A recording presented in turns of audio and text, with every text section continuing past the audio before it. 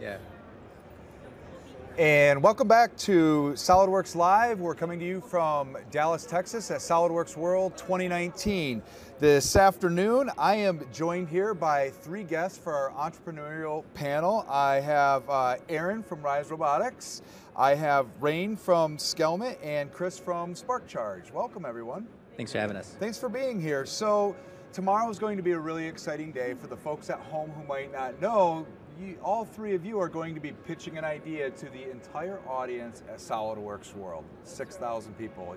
Are you excited? Yeah. Yeah? So what we wanted to do here today is we wanted to spend a few minutes to talk to you guys about what each of your individual organizations are about, and maybe give us a little bit of a preview of what we're going to be seeing tomorrow. So why don't we start with you, Aaron? Why don't you tell us a little bit about what you guys are doing at Rise Robotics? So you may have seen a delivery truck parked on the side of the road in your town next to your favorite burger or beer establishment, and that delivery truck is unloading a pallet of burgers. The components inside it, the mechanical ones, are currently hydraulic cylinders, and what Rise is introducing is a new mechanical motion technology that replaces the key component, the hydraulic cylinders. Okay. So how are you doing that? That you need, what's making that different, that you're able to do that? So what we're doing is accelerating the electrification of heavy machinery by removing the inefficient hydraulic components and replacing it with a new mechanical motion technology. Inside of the Rise cylinder is a system of belt and pulley that is highly efficient. So this isn't just about replacing the strength of the system, it's about increasing the performance and overall speed of the system as well. Yeah, the problem that occurs is the truck will break down because the battery dies. And that happens because the inefficient hydraulic systems are drawing hundreds of amps and killing the batteries. The Rise cylinder technology, it actually charges the batteries. It's the only thing that charges the batteries. Okay. So let's go on to our next guest here, Rain. I'm curious, tell me a little bit about Skelmet. Skelmet and what you guys are doing there. Yeah, so Skelmet, we started a little over 3 years ago. Our goal is to produce 100% custom fit, mass customized wearable products for every unique individual using state-of-the-art 3D scanning, 3D printing, AI, and generative design technologies. So this is, I need to get a new pair of frames for my glasses here. You're literally going to scan me to make the glasses fit me? Yeah, so 3D scanning is relatively ubiquitous now, given our iPhone 10s have the Face ID. Its true depth sensor is capable of capturing a 3D head scan, a very accurate 1mm accuracy 3D head scan within seconds. So we are able to utilize that technology to capture a very accurate facial features of each individual. All right, well, that's good. Let's go then on to Chris. Chris, why don't you tell us a little bit about what you're going to be showing everybody tomorrow? And So here at Sparkcharge, we make portable electric vehicle chargers that empower electric vehicle owners to charge anytime and anywhere. And they're no longer locked to just trying to find charging stations that are off route and not, very conveniently placed. So if I had an EV vehicle, one of my challenges I'm always faced with is, where am I going to go get this vehicle charged? And you guys are tackling that challenge. Correct. We make the equipment that enables OEMs and roadside assistance companies to come to you and bring the charge to you instead of you trying to find where the charging station is. Okay. Let's go back. I'll actually stay back down with you, Chris. Tell me a little bit about what brought about this idea or this desire to go down this path and develop this concept and idea. Yeah, so the company was originally founded back in 2014, looking at how gasoline vehicles are very common because there's gas stations everywhere, but there's not electric charging stations everywhere. And so as the company progressed, we realized that one of the main reasons was, they're costly, they're expensive, and you really fix them in one location. our CEO Josh came up with the idea of the portable charging station, and I joined the company shortly afterwards to kind of bring that to life. Okay, let's come back to Rain here. The same question for you. When we look at Skelmet, what brought about the desire or the demand or the ideation to create Skelmet and the ability to scan and create new frames with AI? Yeah, so there are several factors that contribute to that. The idea originally came about because we, as founders, we couldn't find anything that fit ourselves. Let it be glasses, sunglasses, ski goggles, helmets, anything that we need to put on our head and face. Either you have to spend a long time trying to find the ones that fit, and if you're lucky, you can find something that can fit. And we are experts in computer vision, in 3D printing, as well as generative design. So we thought this is a really good time to bring these technologies together to be able to power something that can basically satisfy every person's need, no matter what you look like, generally. All right. And then Aaron, I'll ask you the same question. When we look at Rise and this technology, what was the genesis or the moment where you decided this was a direction we needed to go?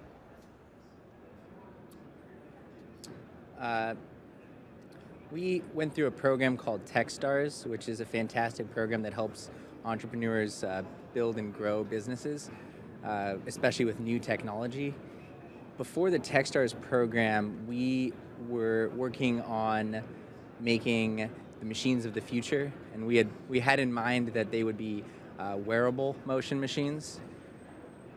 We learned from the Techstars crew that commercializing a new technology into a new market, doing both of those new things at the same time is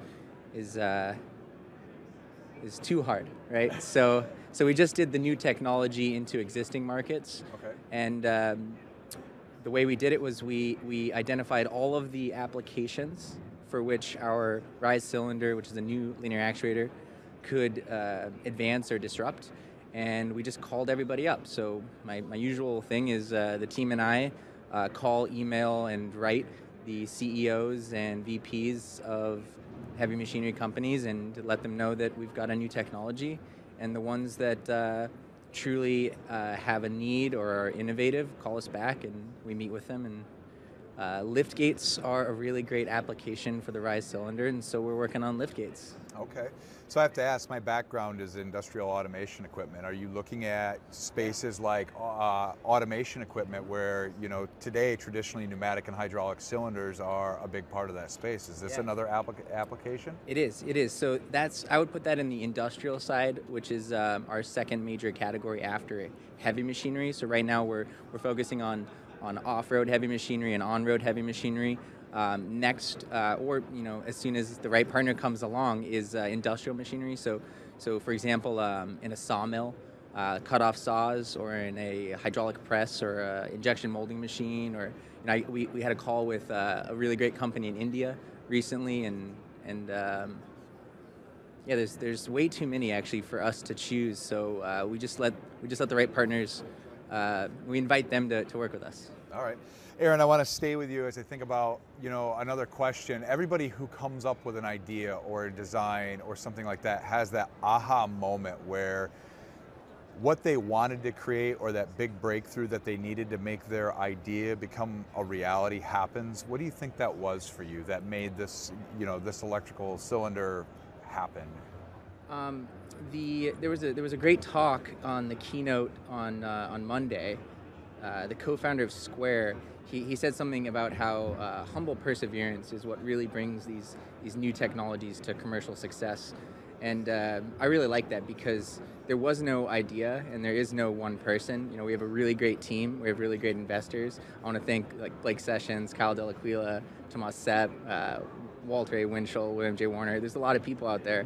And we didn't really have an idea. We had a new technology and some really powerful beliefs, and we humbly persevered, and we're here. Okay.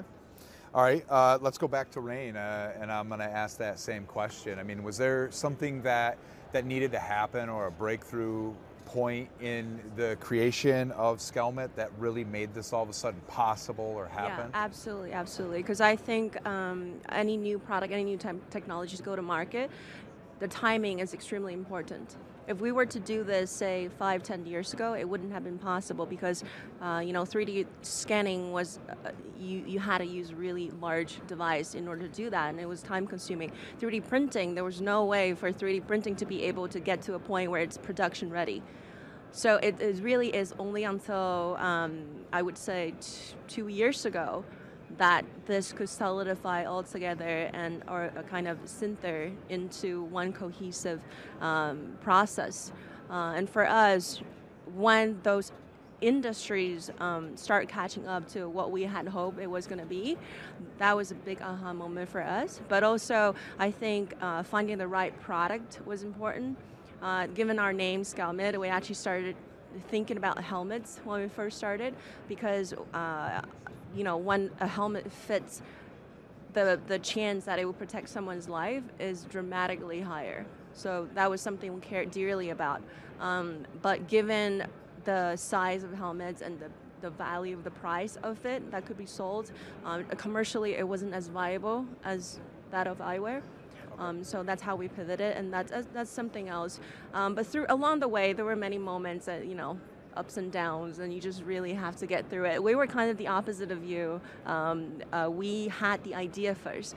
You were waiting for that technology to catch up to the idea. Not only are we waiting, but we're trying to figure out how to do this because no one has done it. We had to build everything ourselves, down to really small systems. We have to come up with all of the production systems ourselves, design systems ourselves, and that took a long time to get there. Okay. So, well, when I think about you in the creation of eyewear, you had mentioned it's not going to be a case, so I obviously need eyewear. It's not going to be a case where I go down to my optometrist and they need to scan me there. You had mentioned something, I'll be able to do this with the latest generation of iPhone? Yeah, so there are a few different ways. We are now talking with a couple of eyewear optical partners so that you could, even if you don't want to do it yourself, you can't do it yourself, you can go down to one of our retail partners to be able to do that. And that, we're solidifying this partnership. But also, we are going to launch an app soon for iPhone 10, so you can stay at the ease of your home and scan yourself with your iPhone just like this. And it captures your head scan within seconds. Okay. Let's go back down to Chris with Sparkcharge. Chris, back to that original question. You're looking at coming out with this new idea. Was there a point, we heard of, we're waiting for technology to make an idea come to life. We've heard of, we have an idea and we need to bring this to market into the right industry. What about Sparkcharge? Was there this moment where either the idea clicked or the technology all of a sudden presented itself, or was there an idea and you had to work around available technology? It was kind of a combination of the two. It started off, first you had to build the right team. That everyone synergized together, everyone had the right backgrounds that really kind of came together and fit both technically and from a personality perspective. So building the right core team that allows you to just kind of everyone is passionate about everything that they do. That was the big thing that really kind of got us off the ground, was that core team, and from there kind of finding the right partners, both on the product development side, but also on the commercial side. Kind of like what Aaron spoke about earlier. It's you can use you can use portable chargers for a couple dozen different applications, and it's finding the right strategic applications that you want to focus on first and foremost on your first couple products, and then kind of expand from there into the other markets. Okay. So for the folks at home who might be watching. I don't even know if it's the folks at home, it's maybe even my own curiosity. Where are we today with these individual businesses and startups and things like that? So Sparkcharge, where, today you have this product, where are you? Are you a commercially viable product today? Are you just getting into startup? Where are you in this? At what stage are you? Yeah, so we're currently in the process of ramping up for production. We have pilot programs already kind of in the works with corporate partners, OEMs, and other companies. And then from there, we're really focusing on the manufacturing of the units to get the first couple units out. Around Q2 of this year, we should have units on the road that consumers could call and kind of have our unit be delivered and charge them up instead of calling, you know, a very expensive tow truck. So along those lines, before we hand off, you know, I've kind of been listening, hearing about these products and how they might apply to me when I think of an EV. This is, instead of me looking for a charging station, will this be an app, a phone service, somebody I'll call, or will it be an app where I'll like call for a charging vehicle to come out to me? How will that work? Yeah, so that's kind of goes back to that. We have several different market segments Sure. open to us. We've considered, you know, using the app and going straight to on-demand service to consumers. Right now, we're kind of going through OEMs and other partners. So, you know, if you have the specific OEM vehicle, it will be integrated into their app. Or if you're working with a specific roadside assistance company, you would call them and they would deliver it instead of the tow truck. So this would just naturally be part of, say, my OnStar service I might have Correct. with my vehicle. That's great. All right, let's come back to Rain here with Skelmet. Thinking of that original question, you know, where is Skelmet today with bringing this product to market? Yeah, so we pretty much spent the past few years developing the technology, making sure that we are ready to scale. Because for us, you know, scaling is fast once you're ready. Because 3D printing is not restricted to your minimum order amounts. You know, you can print 1 million pairs if you want. You can also print 5 pairs if you want. So we launched this first series of sunwear products a few months ago. Mostly regional in the New England region, and now we're really looking to expand in retail as well as e-commerce sales. Okay, and then back to Aaron with Rise. Cool? Yeah. Everybody's going to be ordering. We're going to get to that at the end of this. Where can somebody go and order a pair? Yeah. I need a new pair of glasses. I got you guys. Okay. All right, Aaron, with Rise, so today, where is Rise in terms of an organization and bringing your product to market? Rise is working with our partner in Liftgates, and we are selecting our next partners. Okay, so you guys have products commercially available today that are only for our partner. Okay, so you are with select partners today. Yeah. Okay. Yeah, we're a business-to-business company, you know, empowering heavy machinery companies to accelerate the electrification of their machinery. So for consumers, you won't have Rise products for quite some time. Sure. Until we've gone through a lot of heavy machinery things, and as we do, they will get smaller and they will get much cheaper, and then we start to have a lot of fun pioneering new machines that don't exist yet. So between now and that future of new possibilities taking form, you'll probably notice it in the slightest of ways. If you have really good sensory acuity, you'll notice it when the garbage truck is no longer making a noise, waking you up at 7 in the morning. You might notice it on the contractor could come to the job site earlier and stay later without being disruptive to the being neighborhood. disruptive with noise curfew. So a lot of it will be the little things like that. Yeah, my trash man likes to wake me up at about 5:30 in the morning on Mondays, so I can definitely see an appreciation for it's that. like a high squeal, right? Yeah, it's that's that the engine that's running the a hydraulics, hydraulic right? pump, right? That's them, yeah, and they leak oil everywhere. So while businesses appreciate having the fuel consumption because it saves them operating expenses, the consumers will notice the benefit of reducing the emissions to the environment. So it's a win-win. It'll just take a while for the consumers to really know about it. Okay, well now I want to ask a hard question that a lot of people don't like to answer. What are your biggest challenges of getting here today, whether it's from a product design standpoint or getting a business off the ground? What are like some of the biggest challenges you faced?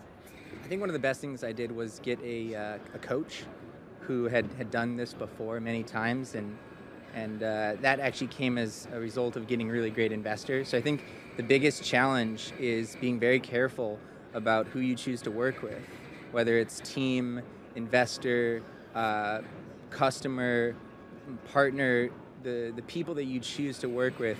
In a way, like you're marrying them, depending on how focused your business is.